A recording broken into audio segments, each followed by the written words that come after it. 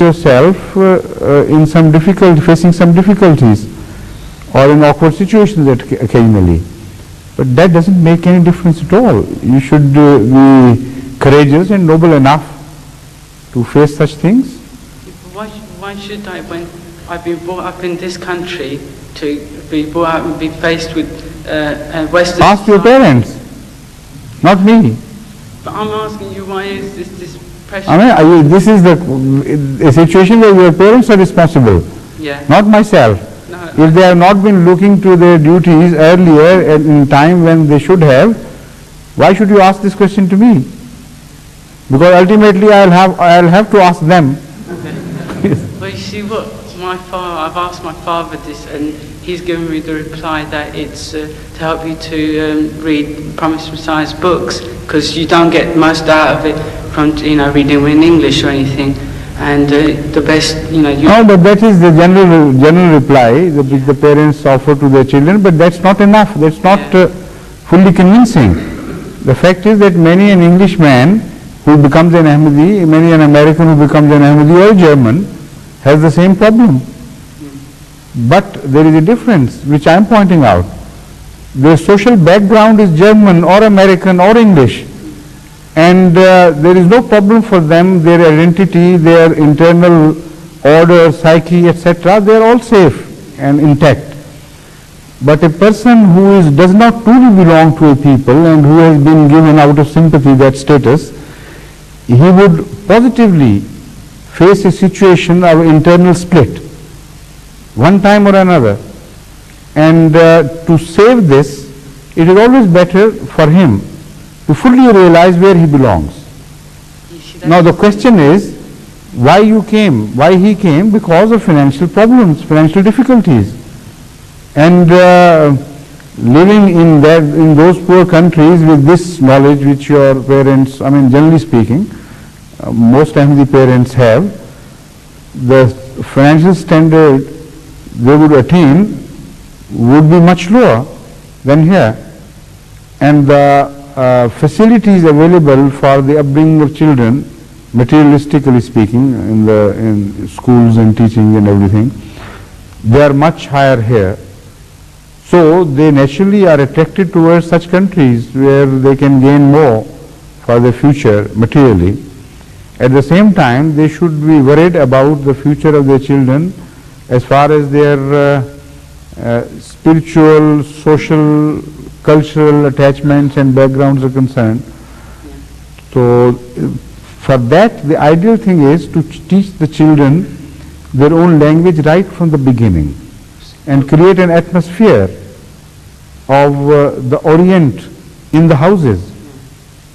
In such cases, the children are never faced with such problems as you are facing today. You see, if you learn the language, why don't you just learn the history? Pakistan, it's a great country, but you know about the history about it.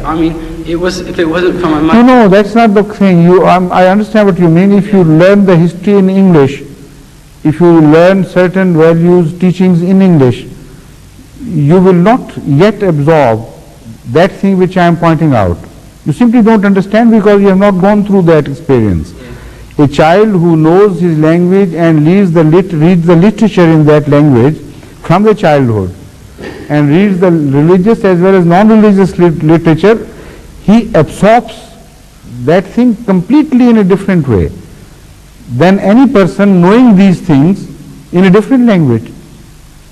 For instance, the people who have been brought up here, whose schooling has been done in England, who have gone through the children's books as are taught here, if they are taught the same things in Urdu, they would not develop the English attitude. You teach them all these things in Urdu, they would still totally lack that English attitude which is created because of the early schooling in English. They are two different things altogether.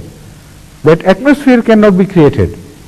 But the language, if it's truly taught at the right age, that is responsible for the creation of that atmosphere and that inclination of the mind, which is an inward phenomena, which makes you truly either Oriental or the Occidental. So that having been lacking in your case, You are developed in a situation of puzzlement. You don't know where you truly belong.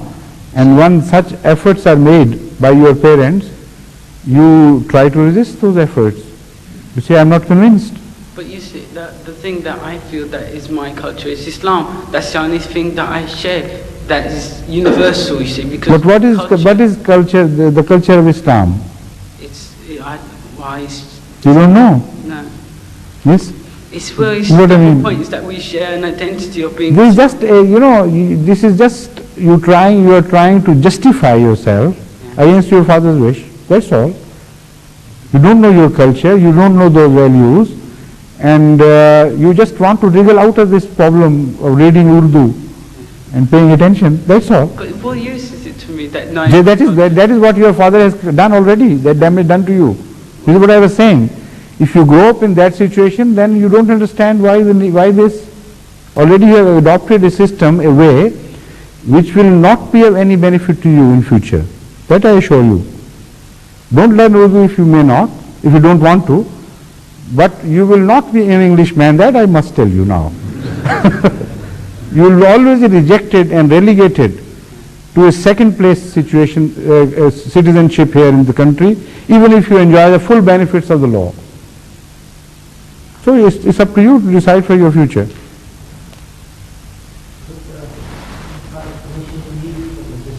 Huh? Yes, please. Yes. Well, could I say a few words about this problem which this boy has brought up, because I had personal experience. Yes, I had please. 5 children in this country when I came 30 years ago. So I had 2 boys and 3 are born here.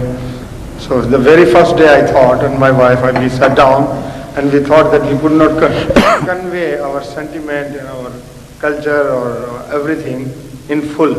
So what we should do? So we decided that we should speak at least at home Urdu. And we will never speak a single word of English, although my wife could speak and I could speak as well. So now, by the grace of God, all my children speak with us Urdu at home, and I am sure. And also I know they don't face any such problem. Yes, and they have no problem. No and personality they split, no lack of conviction and so on. They do not know how to write, or one of them or 2 of them can read Urdu now, but all of them really have the same sentiment towards Islam, towards our culture, towards our Ahmadiyat, and that has been a very great satisfaction for my family and myself. Correct. Thank you very much. Thank you. The other thing, I would like to ask one question which I was asked last week by someone, and not being able to answer him, but also I would like to ask myself to you. We have been told that after death we are put in a cold store which is called Alam-e-Barzakh. Cold storage. I should call it, that's what I wanted to know. No, I think All that right. We are in there's something different than cold storage. All right, Yes. sir. Sorry, using this word. But In what I cold mean to say that in cold storage, all activity ceases. all activities. Or that is the principle of cold storage, that it is closer to ceasing. If it does not cease altogether, it is nearer to ceasing and the activity is suppressed. But there it would be a different thing altogether. The Holy Quran says that your resurrection would be like your development in the bellies of your mothers.